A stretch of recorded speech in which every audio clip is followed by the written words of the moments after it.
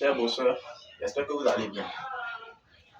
Nous sommes là en ce jour pour notre cours de philosophie. Aujourd'hui, nous allons voir la leçon 2, la vie en société. Cette leçon comporte les notions suivantes. On a société, autrui, État et nation, droit et justice, violence et liberté. Nous allons commencer d'abord par la notion de société. La première des choses à savoir, c'est la définition de la société. Qu'est-ce que la société? On peut proposer plusieurs définitions à la notion de société. Pour un élève, par exemple, peut dire la société, c'est la vie communautaire. Mais on peut aussi définir la société comme l'ensemble d'individus vivant sur un territoire défini, entre lesquels existent des rapports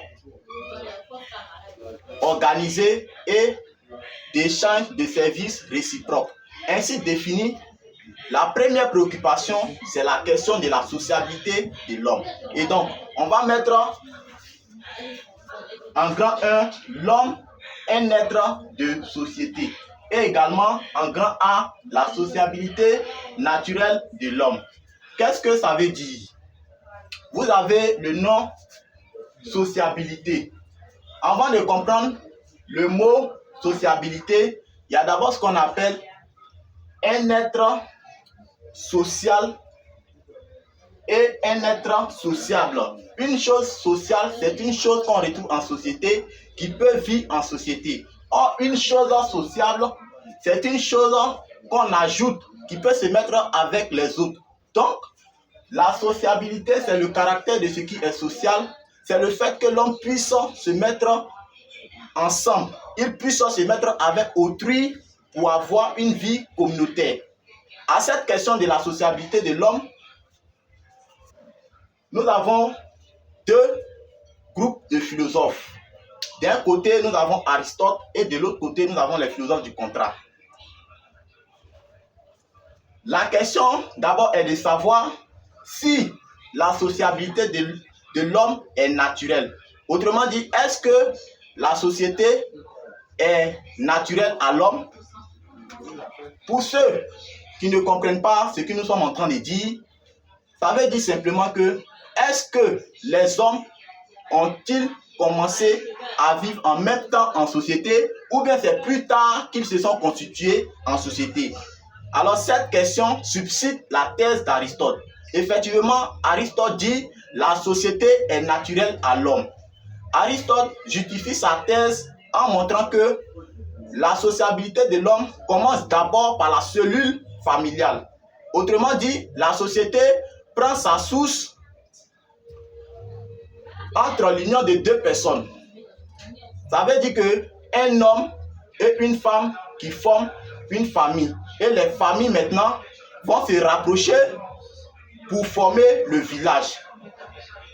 Et les villages par la suite vont se mettre ensemble pour devenir une cité. Et la cité maintenant va s'agrandir et devenir une société. Donc c'est dans ce contexte, c'est dans cette logique que Aristote dira dans son ouvrage politique que la cité fait partie des choses naturelles et par nature, l'homme est un animal politique. Ça veut dire que l'homme est fait pour vivre en société.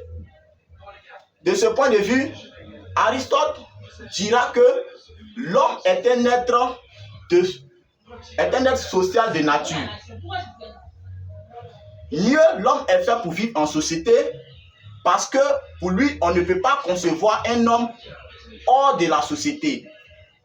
À votre avis, est-ce que de nos jours, la vie solitaire est-elle envisageable? Et si c'est le cas, pourquoi l'homme est un être qui a des limites et est un être qui a aussi des faiblesses? Pour moi, l'homme vit en société plutôt pour compenser ses faiblesses.